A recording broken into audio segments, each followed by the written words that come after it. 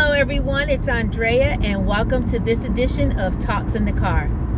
We have been talking over the last couple of sessions about gifts and talents and the things that God has put in us that we are able to utilize for the kingdom. But today I want to take that to another level.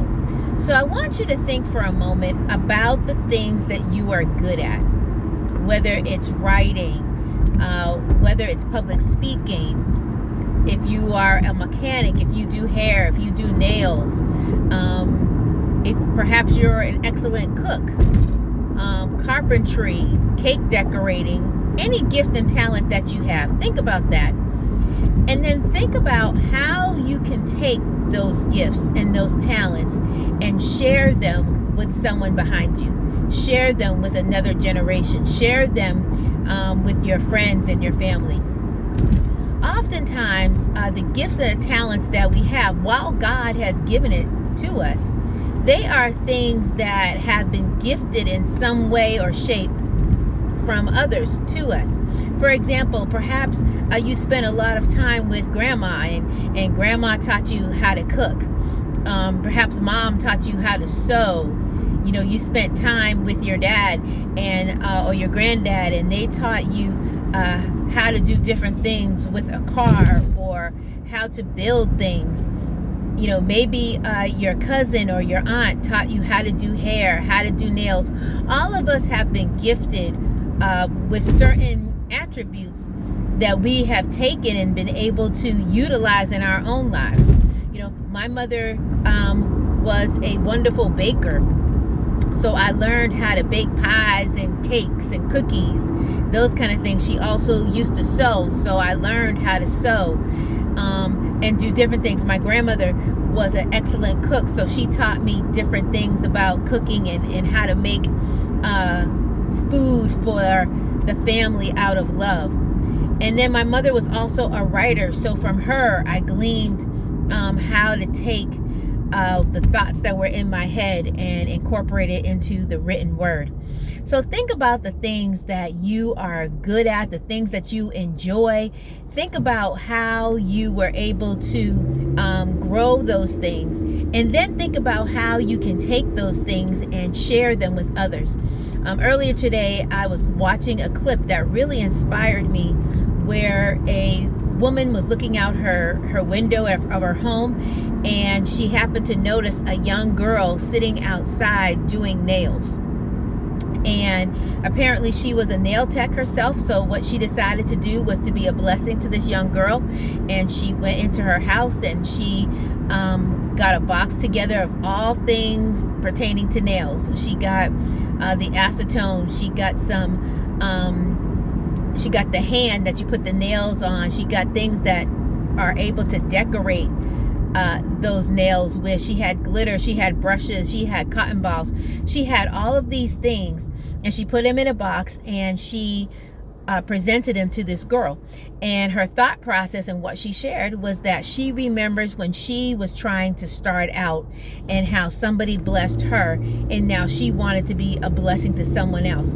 And that really stood out to me, because oftentimes we have people in our lives who share different things with us, and then we don't always pay it forward. We don't always share those things with other people, and you don't know how much you'll be able to bless someone who's trying to start off, who's trying to come up with ideas and different things on their own. How much what we share will bless them, how much what we share will redirect their lives.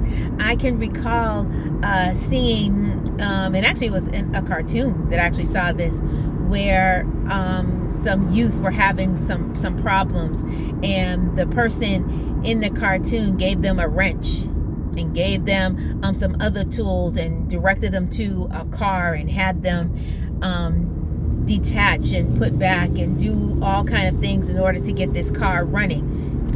That's what we need to do. Sometimes what will keep a young person out of trouble, what will keep their mind occupied, is to give them something that they can become proficient in, to give them something that they can later use in life. Not all youth will go to college. Not all youth will go into the military, but if they have a skill, if they have a gift, if they have something in them that they can grow, that is something that later on can be useful. And we don't always know what will spark somebody's interest, what will spark something in someone to take that and run with it. I was looking at another clip, actually, now that I'm thinking about it, earlier, where a young boy learned how to cook from his grandmother, and he came up with his own cookbook, and he based it on different African American icons and named some of the dishes with them and added some history to it. He was interested in African American history, and he took some of the things that we have learned from our cooking and was able to incorporate it into a cookbook. And I found that just so fascinating, because he was able to take something and take a skill that his grandmother taught him, and now not even a high school graduate yet has a cookbook out, is able to teach others about African American history and teach them how to cook as well.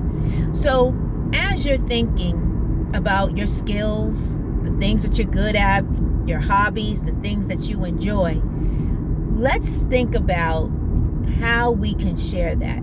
How can you share what you do with someone else? And think about what impact that might make on somebody else. We are not given things just to hold on to, but we are given things to share. We are given things to help others grow.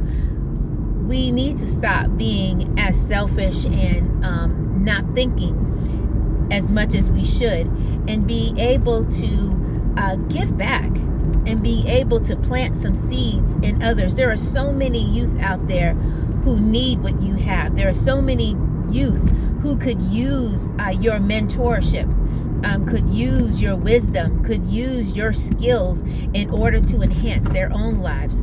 So let's get better at sharing. Let's get better at giving back. Let's get better at passing things on to the next generation, so that they can learn some of the things that we have the blessing to learn, and they'll be able to pass those on to those that come after them. So on that note, enjoy the rest of your day, and we'll see you next time on Talks in the Car.